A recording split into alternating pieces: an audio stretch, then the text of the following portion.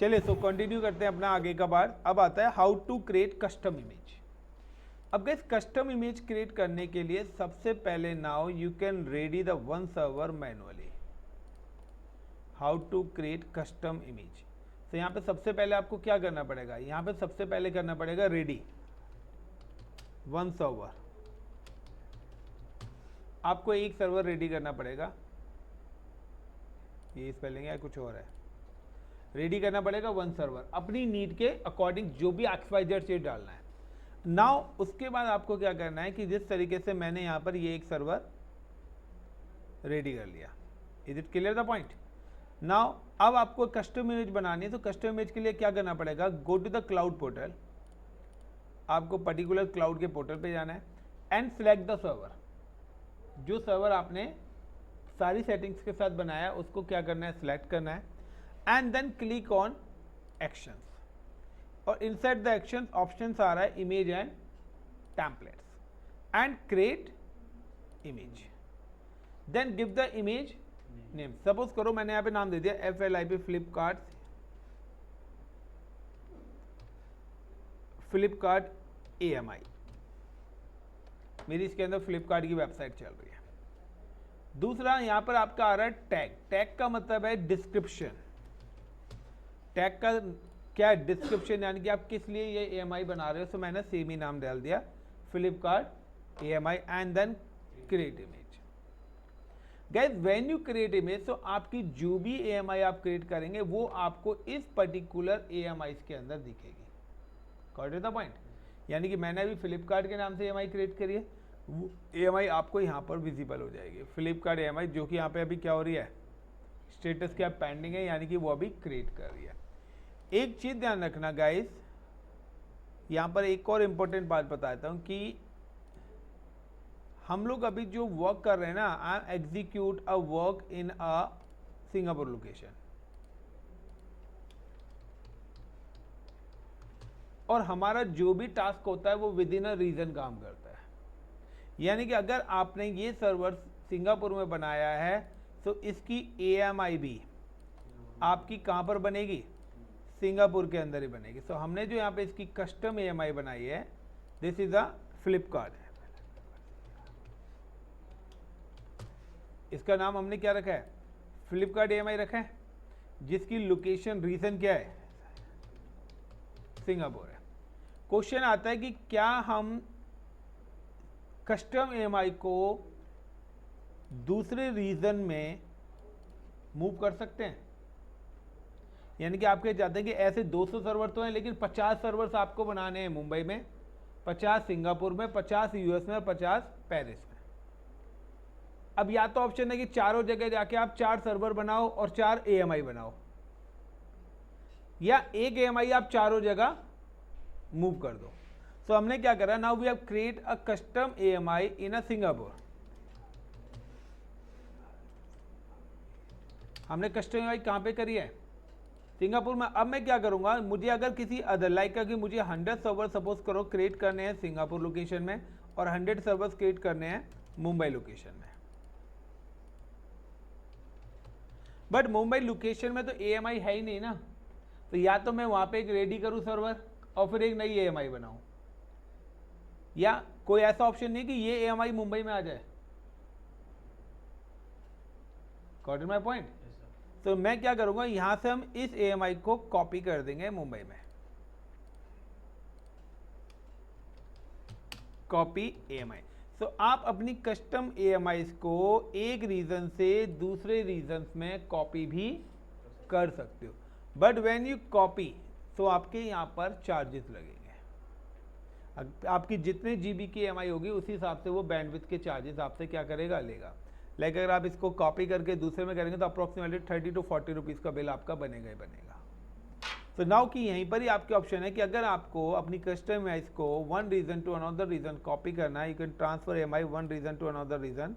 तो सिंपल सा प्रोसेस क्या है आपका प्रोसेस है कि जो भी AMI आप एक रीजन से दूसरे रीजन पे करना चाहते हो, select the AMI, then go to the actions, और यहाँ पे आ रहा है ऑप्शन कॉपी AMI। तो now you can select the destination region. Singapore है, यहाँ पे आप अपनी नीड के अकॉर्डिंग अपना रीजन सिलेक्ट कर लो। डिस्क्रिप्शन आप क्या देना चाहते हो यहाँ पे वो डिस्क्रिप्शन लिख सकते हो। And now click on copy EMI। तो यही EMI आपकी दूसरे रीजन में भी पहुंच जाएगी, यानी कि अगर आपका प्रोजेक्ट 4 लोकेशन में है तो आप अपनी EMI को चारों लोकेशन पे कॉपी कर सकते हैं। ये नहीं कि हर रीजन में जाके हर बार आप नई EMI क्रिएट करोगे। Is it clear the point?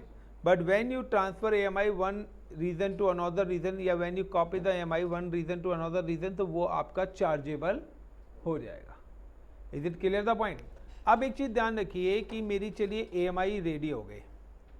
अब इस EMI का बेनिफिट क्या है? EMI का बेनिफिट है कि when my this server is crash, तो जो EMI है ये एक बैकअप की तरह भी काम कर रही है कि मुझे अगर अब नया सर्वर बनाना है तो मैं इस EMI से नया सर्वर क्रिएट कर दूंगा, क्योंकि EMI क्या है, इसी सर्वर का बैकअप है। यानी कि अगर मेरा सर्वर क्रैश भी कर जाता है तो विद इन 3 to 4 मिनट्स में मैं इस EMI के थ्रू अपना नया सर्वर क्रिएट कर सकता हूँ। क्योंकि अब EMI होगी तो मुझे मैनुअल तो कुछ इंस्टॉल करना ही नहीं है ना, सारी चीज़ क्या है उसके अंदर इंक्लूड है। तो यानी कि ना तो मुझे पासवर्ड चेंज करना ना कुछ करना। तो लाइक कि अगर मेरा जो अभी वेबसाइट चल रही है वो वेबसाइट किस वाले सर्वर से चल रही है, this website is running in web server 1। ये जो मेरी वेबसाइट यहाँ पे रनिंग हो रही है, अबे यार क्या हो रहा है, ये जो वेबसाइट है ये वेब सर्वर 1 से ही तो एग्जीक्यूट हो रही है ना। कि अब मुझे अगर इसी वेबसाइट को ये सर्वर चलते चलते डिलीट हो जाता है तो वेबसाइट मेरी क्या हो जाएगी, बंद हो जाएगी। तो इमीडिएटली मुझे नया सर्वर बनाना है तो या तो प्रोसेस है पहले मैनुअली, अगर मैं डिफ़ॉल्ट से बनाऊंगा पहले तो मैं डिफ़ॉल्ट सर्वर बनाऊं, उसके ऊपर IIS इंस्टॉल करूं, फिर से वेबसाइट को कॉपी एंड पेस्ट करूं, ये पूरा प्रोसेस करना पड़ेगा। बट मैंने अगर कस्टम इमेज बना रखे तो उसके अंदर ये सारी की सारी चीज़ें क्या हैं, इनबिल्ट पड़ी हुई है। सो सिंपल सा है कि मेरा ये जो सर्वर रनिंग है, so I am just click on EMIs now refresh. तो अभी ये चल रहा है। अब आप देखिए मैंने आपको एक चीज़ बताई थी कि जब मैं डिफ़ॉल्ट EMI के थ्रू सर्वर बना रहा था तो मैंने आपको 2 ऑप्शन बताए थे कि वहाँ पे एक तो रिसेंट आ रहा था, एक क्विक वाला आ रहा था। अब जब मैं दोबारा सर्वर बनाऊंगा तो वहाँ पर एक और ऑप्शन आना स्टार्ट हो जाएगा, इसलिए मैंने वो चीज़ आपको दिखाई थी। नाउ हाउ टू क्रिएट, क्योंकि हमारा जो प्रोजेक्ट है वो प्रोजेक्ट हमारा क्या कहता है, जो हमारा आज का टास्क है वो ये कहता है deploy website in cloud server with the help of custom EMI। तो अब हमारी कस्टम EMI तो बन गई। अब इस कस्टम EMI के थ्रू हमें सर्वर बनाना है, यस नो, यानी कि हमें ये कुछ भी काम मैनुअल नहीं करना है, ये सारा काम हम कुछ नहीं करेंगे,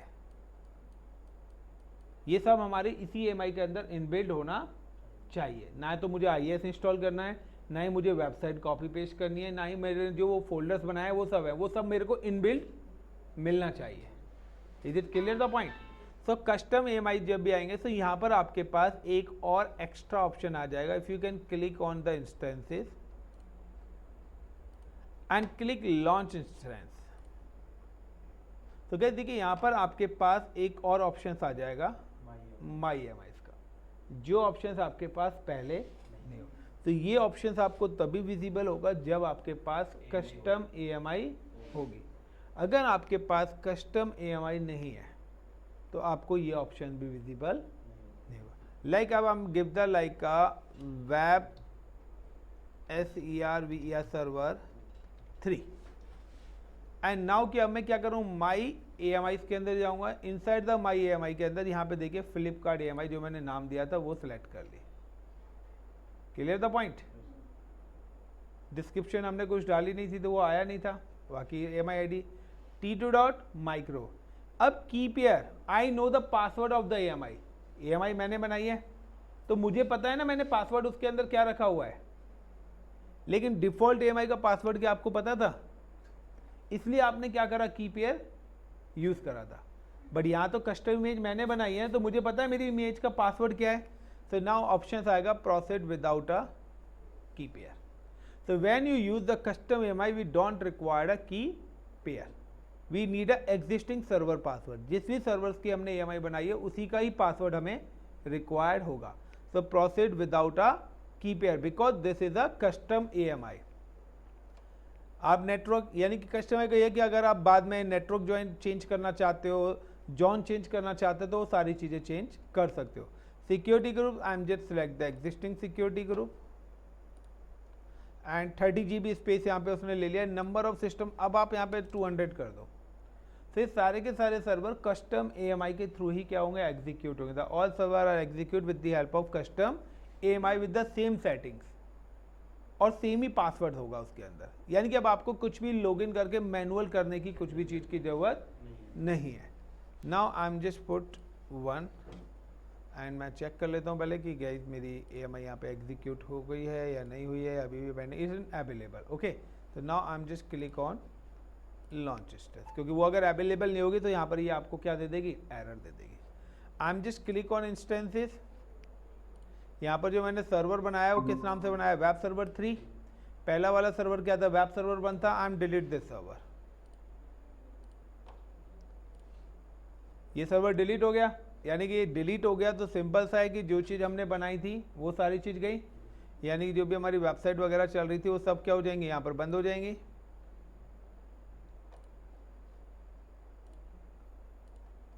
क्या हो रहा है आज,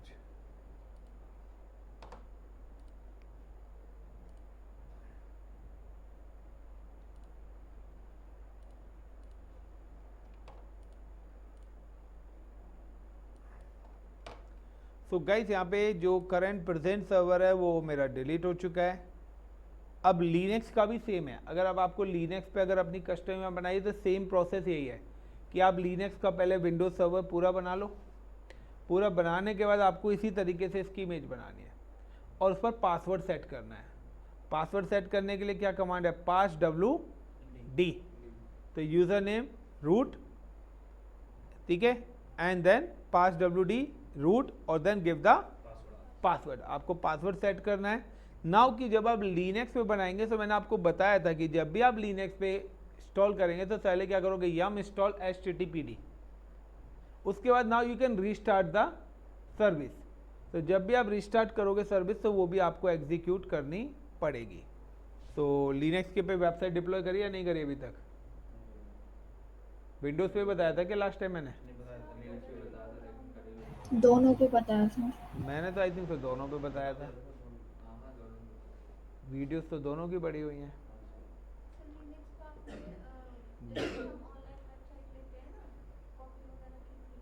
वो वाला नहीं बताया ना, फाइल से तो बताया था ना। चलो कोई नहीं, यहाँ पे अभी हम लिनक्स की भी बना लेते हैं।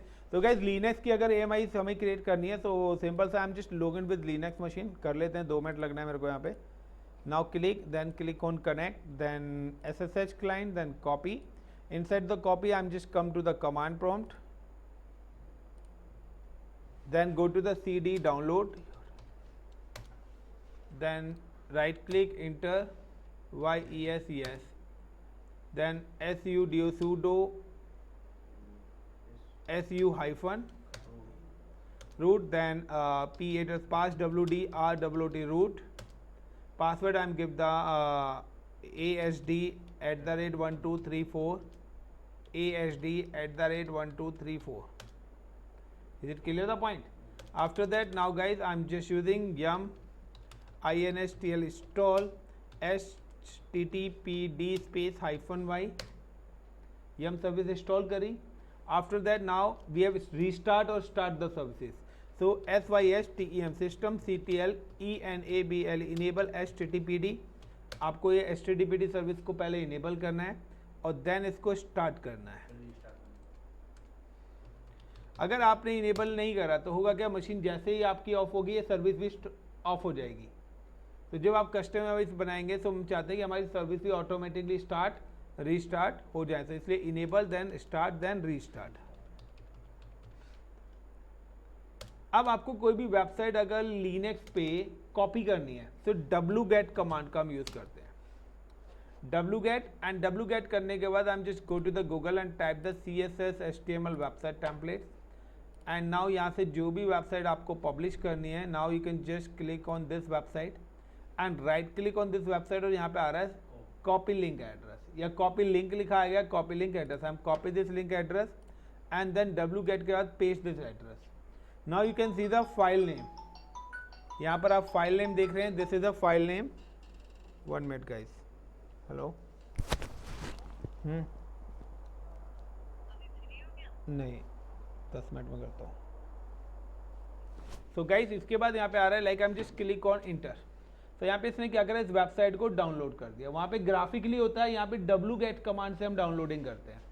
Now you can check the ls command. ये क्या है, जिप फाइल है। विंडोज में भी हमारी जिप फाइल हुई थी, उस पर डबल क्लिक करा था तब अनजिप हो रही थी। तो यहाँ पर क्या है, यहाँ पर हमें कमांड से इसको अनजिप करनी पड़ेगी। So un zip zip, then give the file name, enter. Now ls करेंगे तो यू कैन सी कि यहाँ पे अब ये जो ब्लू कलर की डायरेक्टरी आई है ये अनजिप फाइल है। Then I am just go to the cd, इस अनजिप फाइल के अंदर गया और ls करा। तो देखिए यहाँ पर ये सारी इसकी वेबसाइट की फाइल आ रही है। अब मैं क्या करूँगा, mv करूँगा, मूव स्टार का मतलब है सारी की सारी फाइल्स। इसमें आपका एसेट्स, index.html, redeem.txt, ये सारी फाइल। और किस लोकेशन पे चली जाए, var, ww and html location पे। And now again systemctl restart. और गाइस यू कैन सी कि अब यहाँ पर जो मैंने वेबसाइट अभी एग्जीक्यूट करी है वो मेरी वेबसाइट यहाँ पर पब्लिश हो चुकी होगी। Copy and then come to incognito window, paste.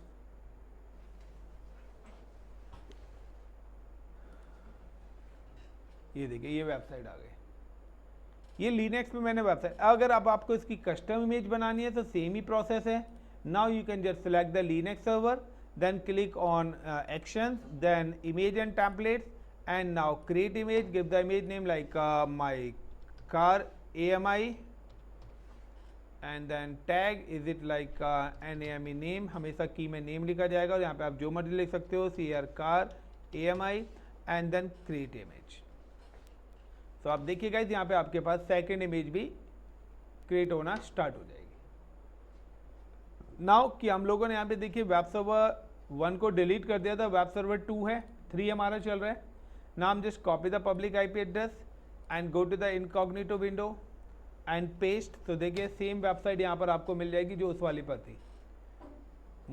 मैंने अब इस सर्वर को भी लॉगिन तो नहीं करा ना, क्योंकि ये मैंने सर्वर कस्टम इमेज से बनाया, तो सेम वेबसाइट आ गई। Now I am just login with this server, I am just go to the remote desktop connection, then the username ADMINISTRATOR, I am not using any key pair, the password is ASD@1234 मैंने रखा था। now enter, you can see कि मेरा server भी access हो गया। we don't required है की पेयर। सेकेंड पॉइंट कि मैंने कुछ फोल्डर्स वगैरह बनाए थे, देखिए वो सारे फोल्डर्स इसके अंदर आपको मिल जाएंगे। It's a mirror copy of the previous server. अब अगर आपको पासवर्ड चेंज करना है या कुछ भी नई चीज करनी है तो आप इसके अंदर करिए और दोबारा से फिर आपको इमेज बनानी पड़ेगी अगर आप कुछ चेंजेस इसके अंदर करते हो तो। ये देखिए क्लियर, यानी कि क्या हो गया, सेम क्लोन बन के आ गया।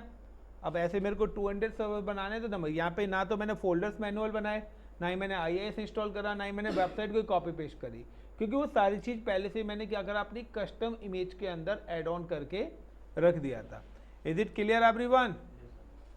सेम एज आप लिनक्स की भी बना सकते हो। लिनक्स के सर्वर को डिलीट कर दिया। यहाँ से मैं क्या कर रहा हूँ, मैंने विंडोज डिलीट कर दिया, वेब सर्वर को मैंने यहाँ पे क्लिक करा एंड टर्मिनेट, इसको भी मैं टर्मिनेट कर रहा हूँ। Now the Linux machines terminate and AMI हमने बनाई थी, तो AMI को भी मैं यहाँ पे क्या कर रहा हूँ, सिलेक्ट कर रहा हूँ, एक्शन में जाके डी रजिस्टर्ड AMI, यानी कि सारी की सारी चीज़ें हमने यहाँ पर क्या कर दी हैं, डिलीट कर दिए। तो अब आप दोबारा सर्वर नहीं बना सकते हो। अब आता है कि हमने जो AMI बनाई थी वो भी डिलीट कर दिया। क्लियर, हमने कस्टम AMI भी डिलीट कर दी, हमने जो नया सर्वर्स बनाया था वो भी डिलीट कर दिया, ये भी डिलीट कर दिया, नया सर्वर भी डिलीट कर दिया, पुराना भी। तो क्या हम इसको रिकवर कर सकते हैं? तो कर सकते हैं। वो कैसे होगा, वो नेक्स्ट क्लास में होगा। तो फिलहाल आप कस्टम AMI, तो ये वाला प्रोजेक्ट करिए, how to deploy website in cloud server with the help of custom AMI। तो पहले आपको कस्टम AMI बनानी है, देन उस कस्टम AMI के थ्रू सर्वर बनाना और चेक करना है कि क्या आपकी पुरानी प्रीवियस रिसोर्सेज सारी इसके अंदर शो हो रही है या नहीं हो रही है। So okay guys, thank you.